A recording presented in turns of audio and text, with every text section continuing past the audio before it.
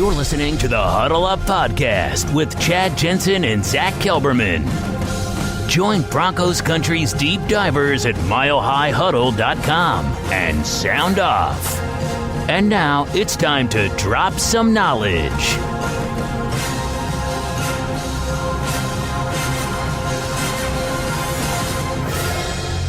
Now we're here, guys. It is the Huddle Up Podcast coming to you from the Vivid Seats studio. I'm your host, Chad Jensen. With me, as always, as you can see, my partner in crime, Zack Kelberman. He is the lead NFL writer for Heavy.com, and we are here to answer questions in the Mile High Mailbag, engage with our awesome listeners and viewers as we simulcast this on YouTube. What's the point spread for the Chargers game? Amaro's asking, 1983. I think they win big, he says. I'm not sure yet. I'll pull that up. But Zack, did you get a chance to see what Vic Fangio had to say on Wednesday? He was asked whether or not he has established and assembled a council of players to kind of keep a pulse on what's going on with the roster, what's going on in the locker room, and basically it's all the veterans. You know, it's 8 dudes I think he listed. You got your Chris Harris, Von Miller, Derek Wolfe. I think Kareem's in on it, Ron Leary, a few others. But what are your thoughts on the council? I kind of touched on it on yesterday's pod. I like the fact that he's kind of getting the lay of the land and kind of getting the pulse of the team, but he doesn't have any young or rookie players in there. No Phillip Lindsay, no Reisner, who in my opinion is like that mouthpiece of the offensive line.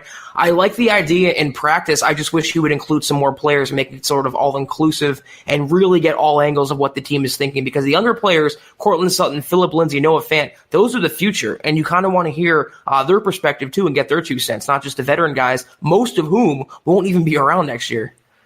Yeah. By the way, Chargers 6.5. So favored by 6.5. And, you know, this is a game that, honestly, I know we're talking about the Chargers, who before the season started, everyone was talking about as if they were some kind of a juggernaut bound for the Super Bowl. 2-2 heading into Week 5. The Broncos beat them at home last year, and I think this is more of a toss-up game than maybe some of the national perspective really realizes. Yeah, it's 6.5 is not too crazy considering the Broncos' record, how they've played, and the fact that it's in Los Angeles. They get 3 points anyway for that game. No one is going to predict a Broncos victory. We talked about it on the pod with Jason yesterday, that they're really being counted out. But if they can spring this upset, it will get a lot of people back on the Broncos and put them back on the map, at least initially a little bit, give them some momentum and some positive national attention. I don't know if it's going to happen, but you know, any game, any given Sunday, you never know. Yes, Stephen, we are going to start there today. In fact, we're going to get to that here in just a second. First, just a couple of quick matters of business. A reminder, you guys, make sure you're following the show on Twitter at HuddleUpPod. That's how you stay plugged in. Keep your finger on the pulse of what's happening with the show in real time. You can find Zack, as you can see here, our YouTube viewers on Twitter at Kelberman NFL, myself at Chad and Jensen. Don't forget to get your reviews and 5-star rating. And if you like what you're hearing on Apple Podcasts, another phenomenal way to support the show. We are going to announce the winner on Twitter of last month's giveaway for the reviews on Apple Podcasts. So stay tuned for that. Another reason to follow the show on Twitter. And then also, you guys, we do this, just a reminder, we're going to be doing this on Sunday, immediately following the game. Zack and I will come to you live simulcasting on YouTube for the gut reaction episode of the Huddle Up Podcast. And then, as always, next week, once again, Thursday night, we'll be here at around 6 o'clock Mountain Time, 8 p.m. Eastern Time. This is the Overtime Podcast Network. All right, Zack, let's take a look here at the questions. So we'll start here, and then we'll kind of go back and forth with the guys that are hanging out with us live and the pre-submitted questions. This one comes from Stony Neff. He says, Zack, I think you're being too tough on Joe Flacco. You said there's not much difference between him and Case Keenum. Come on. I think Flacco has been exactly who we all thought he'd be, and he's come through in the clutch twice in 4 games. What clutch? They're 0-4. What has he come through in these 4 games? I don't understand. I don't really think that comparison's way off basis. I mean, Keenum wasn't the answer, wasn't the long-term answer. He was a hold of Fort Bridge guy, and that's exactly what Flacco is. He might have a better arm. He might be a little better in the pocket. He might be taller. But for my money, the production and what they're paying the guy, there's not much difference there. So I don't really see that as a valid counter-argument to my Flacco commentary. Well, just to play devil's advocate, I think what Stoney Neff's getting at there is he brought the Broncos back late in the Bears game to take that lead with 31 seconds to go, albeit a 1-point lead. And then, of course, last week against the Jaguars, I'll be honest, I mean, that was a phenomenal drive. He led late in the game, clutch, went 5 for 5, 80 yards, culminating in that second touchdown pass to Cortland Sutton. So he has shown flashes. And I think really, Stoney Neff, what we all have to come to terms with here is that Joe Flacco's got to find a way to sustain it and not either wait till the second half or, like in the case of this Jacksonville game, finally got out to a really hot start to open a game. The Broncos were cruising, and then he allows one bump in the road, that interception at the bottom of the second quarter, to completely allow him to go into the tank until that drive. So, look, we're not saying that Joe Flacco is the problem. We're not saying Joe Flacco is the reason the Broncos, I mean, honestly, they should be 2-2 were it not for the defense. The defense couldn't get a stop in those two games, and they're 0-4. That's not Joe Flacco's fault. However, especially in this last game against the Jaguars, Zach, if he plays more consistently in the third quarter and even manages to get the Broncos a field goal on one of those possessions, we could be talking at least about 1-3. It's still the if game, though. I guess if you held a gun to my head, I would take Joe Flacco, I guess, over Case Keenum, but I'm so tired of settling for average, Chad. I don't want to get a guy that can barely be good enough or barely average. I want a guy they can win with. I want a Patrick Mahomes. I want a young, exciting quarterback on this Broncos team, not a 34-year-old retread who was just booted out of Baltimore. So, yeah, he might be incrementally better in certain areas than Case Keenum, but the results speak for themselves. They're 0-4, and the Broncos still can't win on the strength of his arms. That's just my opinion, and you guys are more than welcome to bash me for it. Stephen Baumgartner on the pre-submitted question, he says, I was watching some of Drew Lock's preseason highlights, and he is a lot more mobile than Flacco. What do you guys think? Thanks. Go Broncos. No doubt about it. I mean, Joe Flacco is one of the quintessential pocket statues in the NFL. Athleticism is not something he really brings to the table. He does have arm talent. He does have arm strength. He does have veteran experience. He's not a guy who can audible at the line of scrimmage for whatever reason. I'm still trying to wrap my brain around why that has never been the case. While he's never tried to take control of that aspect of managing the game as the quarterback, but flipping it back over to Drew Lock, absolutely. That's one of the great things about Drew Lock, that I should say one of the intriguing aspects about Drew Lock that made him an interesting prospect coming into this draft is he's got the arm talent. He can throw off different platforms. He's got the arm strength. He's got the size, the 6'3", whatever, 200 plus pounds. But that mobile, that ability to create and get outside the pocket, it's not just a matter of being athletic and mobile. It's that when he gets outside the pocket and he can create opportunities for big plays. Zach. And that's the reason why he was drawing some loose pre-draft comparisons to Patrick Mahomes. I mean, he's not Mahomes, but he has some mobility, and that's a big part of his game. And that's why the Broncos are so excited about him. That's why the fan base should be excited. And that's the type of quarterback, drawing on the Flacco question, that I want to see in Denver. A guy who has a big arm, he could be a leader of this team, and has some athleticism to his game. Doesn't just stand in the pocket like Joe Flacco. So the sooner that Lock gets on the field, you guys will see an immediate improvement under center. And that's another thing before we get to Jacob's question here. Listening to the Building the Broncos podcast that published on Wednesday, that on the back end of that episode, as our listeners know, Benjamin Albright was a guest. And basically when he was, and Benjamin's very plugged in. He knows a lot of people in the Broncos front office, inside the building, if you will. And when he was asked, we'll see Drew Lock at week what? He basically said that once the Broncos are mathematically eliminated from playoff contention, I mean, we can sit here right now and say they're 0-4. Only one team has ever gone 0-4 and still made the playoffs in NFL history.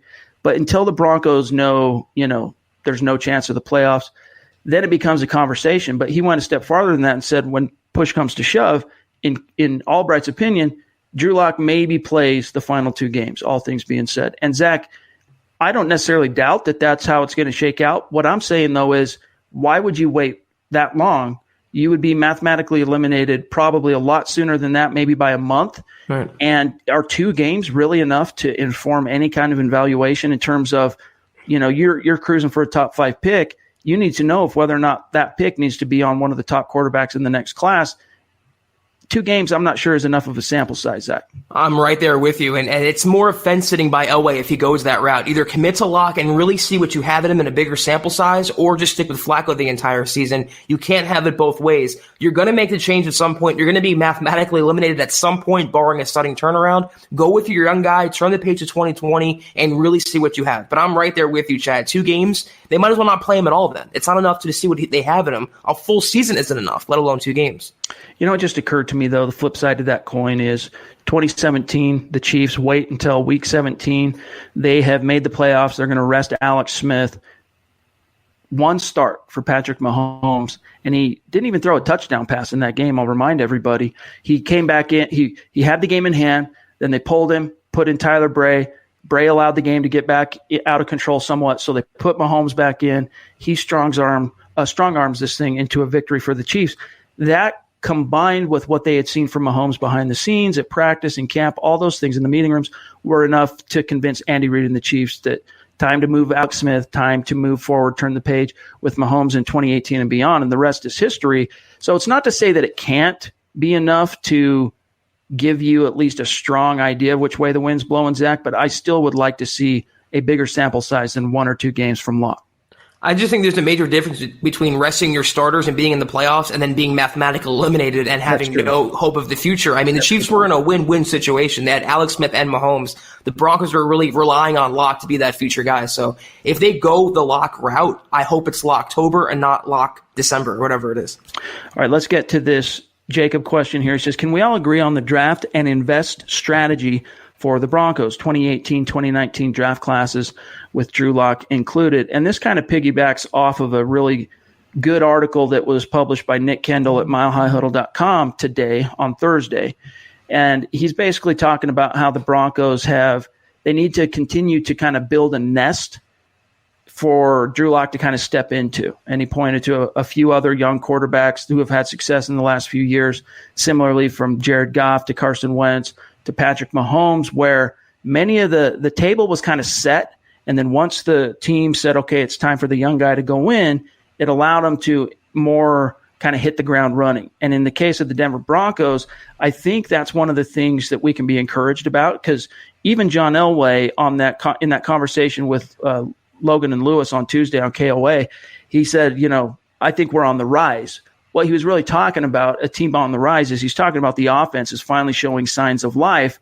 How much of that is either being held back by Flacco or how much of that is due to Flacco is kind of up in the air. We don't have enough of a sample size, Zach, but I think it's safe to say that with the emergence of players like Cortland Sutton, like Phillip Lindsay, Noah Fant coming along, and the offensive line finally starting to play with some stability and some cohesion. Didn't allow a single sack last week. And, the Jags, the flow of the game kind of didn't allow them to get the ground game going in the second half, but you can kind of put that onus on Rich Scangarello. But I digress. The point being, the nest is starting to build, Zach. So if you're John Elway and you continue to draft and, as Jacob says here, invest, that looks to be the formula that is setting up these young quarterbacks to succeed or at least hit the ground running in the NFL. Question is, what does it mean to invest? Does that mean right now it's all about, you go maybe 1 or 2 more games, that the deadline for trading is October 29th. You start unloading some of this veteran talent to stockpile picks?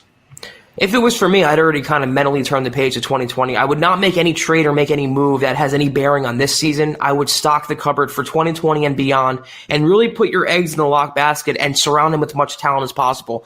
Nothing ticks me off more than when you have a young franchise quarterback prospect and you allow him to get massacred behind an offensive line or having no receiving weapons. If the Broncos are going to go full in with Drew Lock starting in 2020, if that happens, they have to put him in a situation where he can succeed from day one. That means protect him, give him weapons to throw to, and give him running backs to take some pressure off him. They have those pieces in place. They have the keys to the car. They just have to be able to get in and start driving it away. Navets here says, could the Broncos right now even win with Mahomes? The Vikings won with Keenum and we couldn't. Suggests to me we are a lot of puzzle pieces short. And I'm not necessarily saying, Navets, that you're wrong that the Broncos are short still a few of those puzzle pieces, but Patrick Mahomes is the quintessential franchise guy. He is the tide that raises all ships.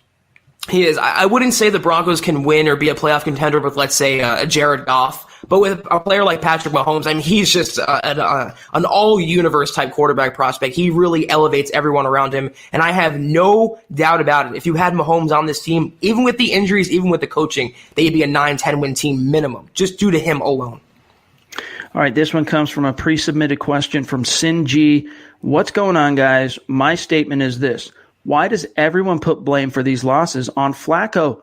Joe's made some mistakes, that is true, but our defense has been the ultimate factor in why we're 0-4.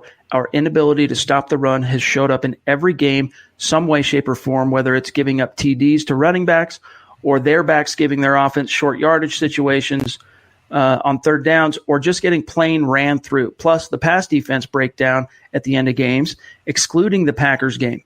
Flacco has protected the ball, and if we compare Flacco's mistakes to the defense's mistakes, we could be looking at 2-2 or 3-1 record. And that's not necessarily something I disagree with, Zach, that as we touched on early in our conversation, Flacco, at least at the end of those two games, week 2 and week 4, put his team in position to win the game. The defense couldn't close. Broncos lose both. We can't really argue against that. That's the way it shook out. But again, it comes back to what Zach is saying. We're hanging this and hinging all this on ifs. If ifs and buts were candy and nuts, we all would eat our fill. How long do you want to sit here and make excuses for the quarterback situation? How long do you want to continue to make exemptions and excuses for this team? No, it's not all on Flacco. We're not necessarily saying that. We haven't been saying that. It's just that, especially now, Zach, with the season basically being off the rails, the chances of this team turning anything around, I mean, even the Chargers, Phillip Rivers talked about this yesterday in his conference call with Denver media, how the 2017 Chargers started out 0-4 and then went on to win 9 of their final 12 games, finishing 9-7. That's a phenomenal turnaround.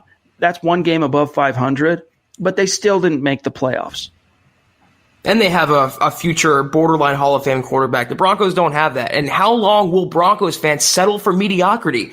Again, he is not the end-all, be-all. He's not the main culprit here, but he's part of the problem. And you talk about protecting the football. How about the interceptions he's thrown? How about the fumbles? He really hasn't done that great of a job either. He is not the main problem on this team, but he is not the solution. And at times, he has contributed to the problem. It's a collective failure of which Flacco is a part of. He is not standing out. He's not making it better. He is not doing anything to change the Broncos' record. They have many problems, the Broncos, but Flacco, to me, is on that list where he's not being a true benefactor to this team through 4 games. Bawanabe says, do you guys think Locke will be able to step up in the pocket better than he did in college?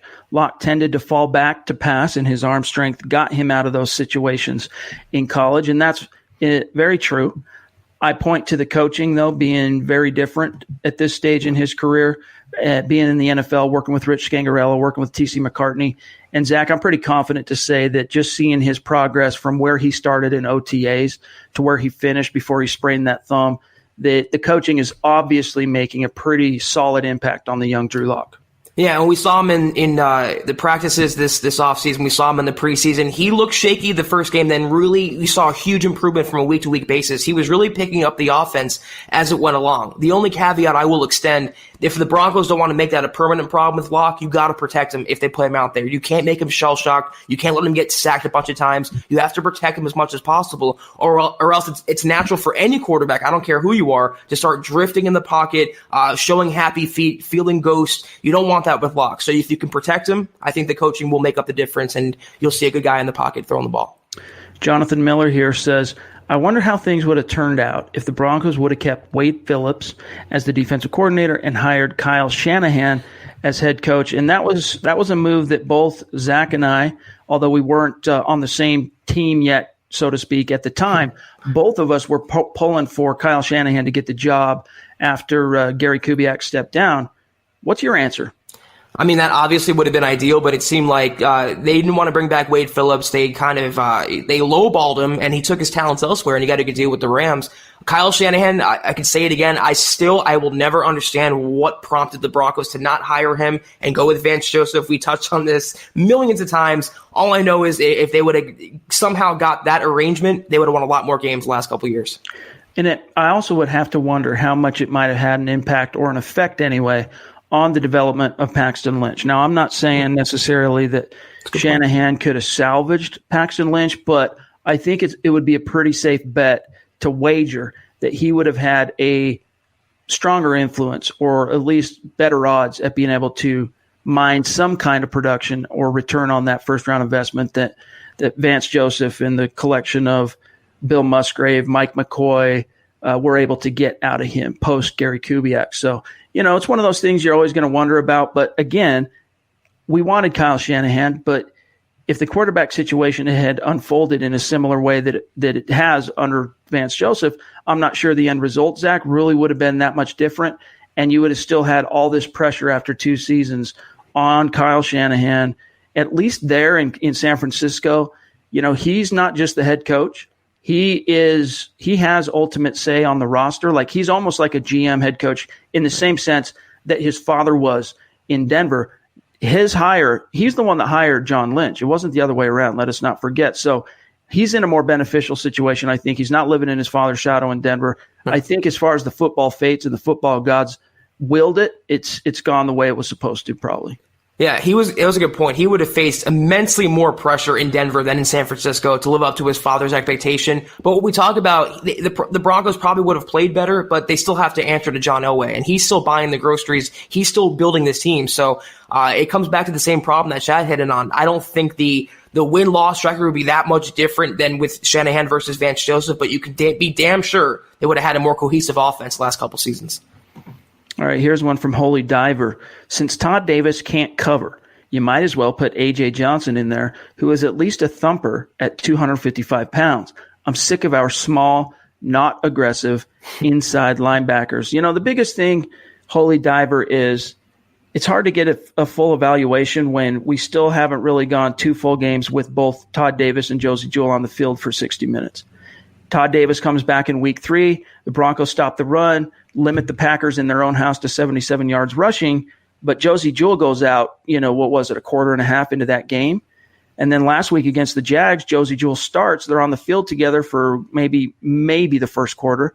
And then his hamstring flares up on him again. And then Todd Davis in the second half gets completely exposed as a run stuffer and fitting gaps and missing tackles. So I want to see at least a full game of those two on the field before I completely lose my and faith anyway on the off-ball linebacker position. But yeah, here's the thing. If Josie Jewell is going to continue to miss time, I want Joseph Jones on the field, and it's looking like he's going to be this week. He's practiced in full both Wednesday and Thursday.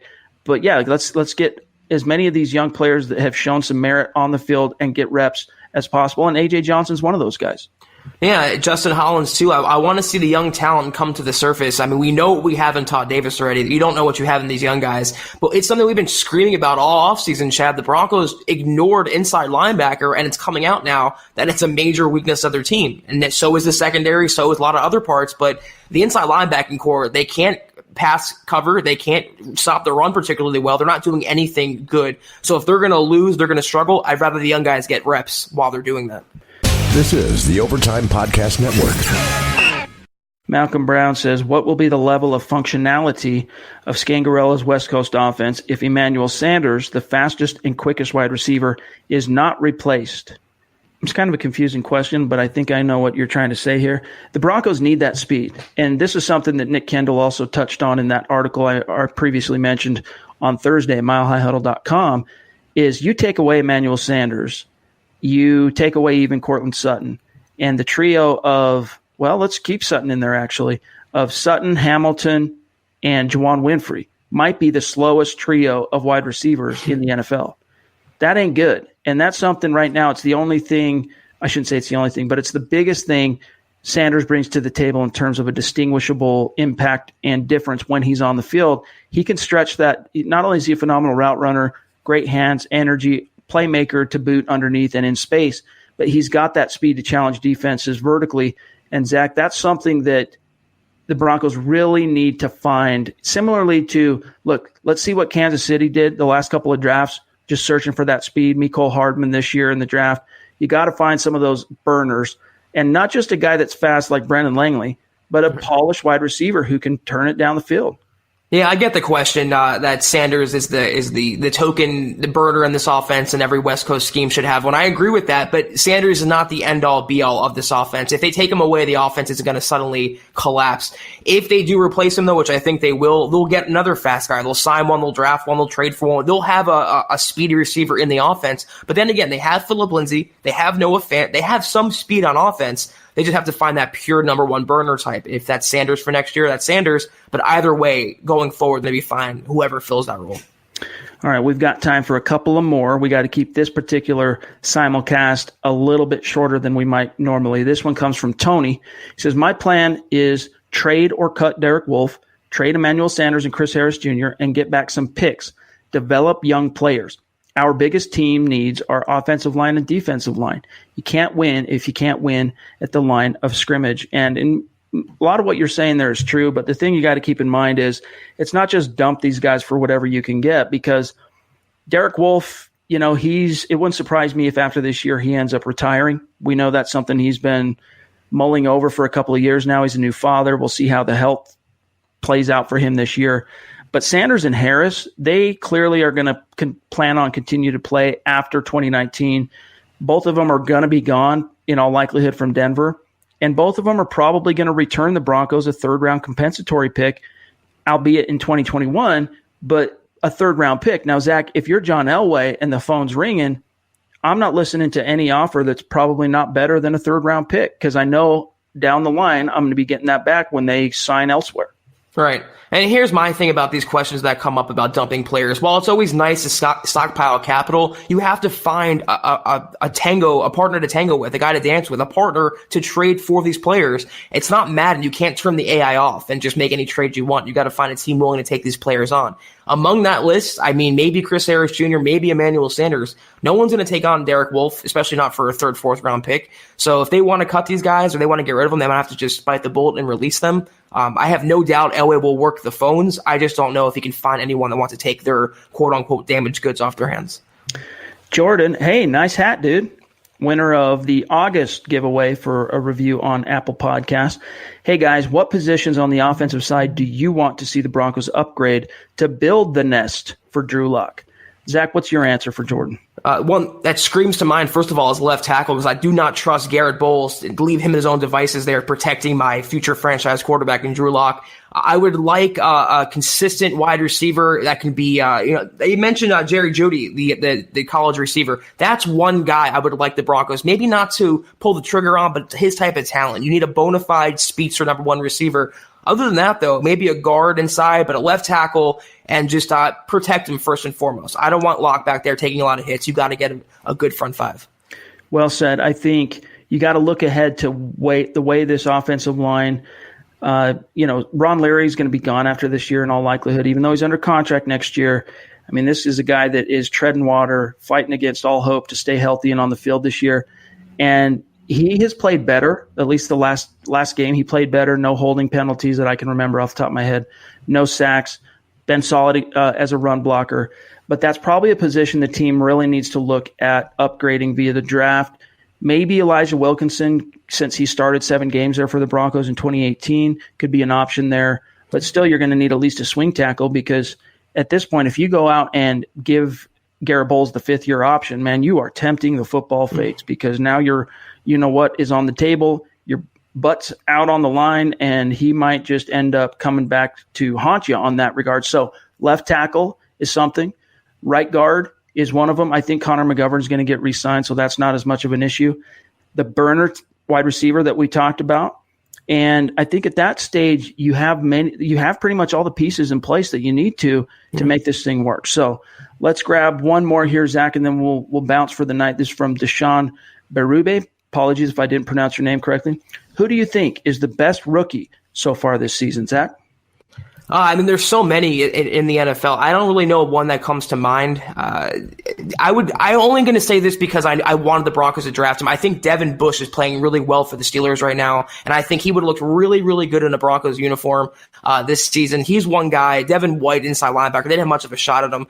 I am overall, though, I wasn't crazy about the fan selection, but I am pretty much happy with the Broncos draft haul. I'm pretty much happy with the rookie players, and I think they'll blossom into starting caliber players for the future. It has to be Dalton Risner for me at this point, as far as the best rookie so far. Well, I thought you meant NFL rookie, any sort of rookie around the NFL. Well, is that what? That was where my train of thought was going. Maybe it was. Who do you think is the best rookie? So, well, I'll just keep it on the Broncos side anyway for my response to that. Dalton Risner clearly been the best rookie for the Broncos anyway, followed by maybe Noah Fant, probably right there behind him.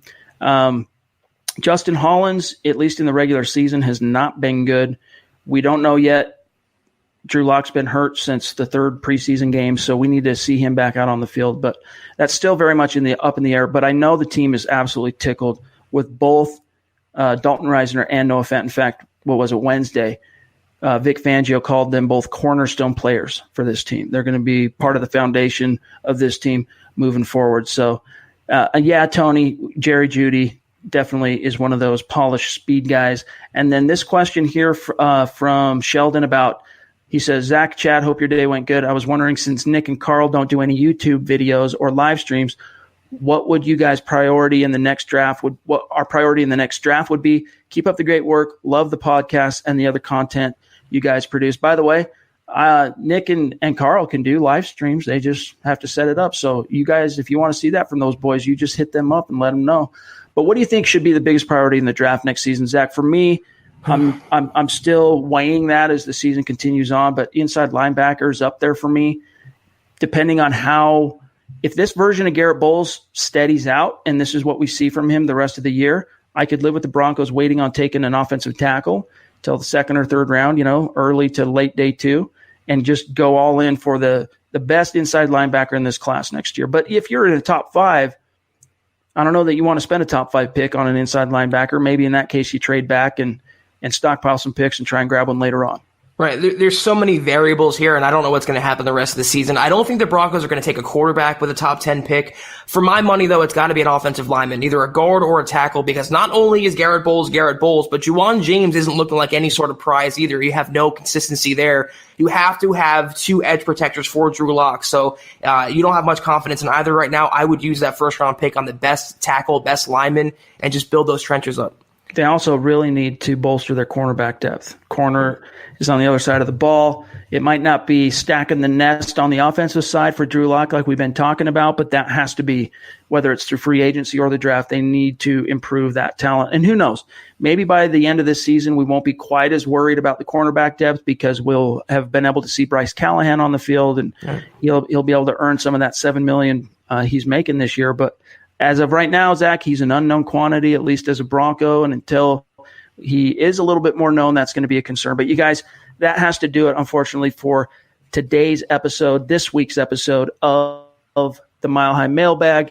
Thank you all who have been hanging out with us live on the YouTube simulcast, all your questions, all your engagement, everyone who got your questions in early. We appreciate you guys, and this is easily the podcast that Zach and I look forward to the most each and every week. So keep it coming.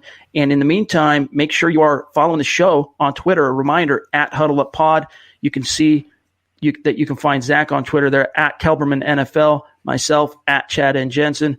For our podcast listeners, you're getting this on Friday on your RSS feed, whether you listen to Apple Podcasts or if you're on CastBox or Stitcher, Spreaker, whatever. You're getting this on Friday. The next day, Saturday, you'll have another episode of Building the Broncos with the Scouts Eye preview, looking ahead at this Chargers game. So stay tuned for that. For Zach Kelberman, Zach, have a good night, brother. Have a great weekend. You too. And we'll talk to you guys Sunday with the gut reaction right here on YouTube, simulcasting immediately following Broncos Chargers. You've been listening to the Huddle Up Podcast. Join Broncos Country's deep divers at milehighhuddle.com to keep the conversation going.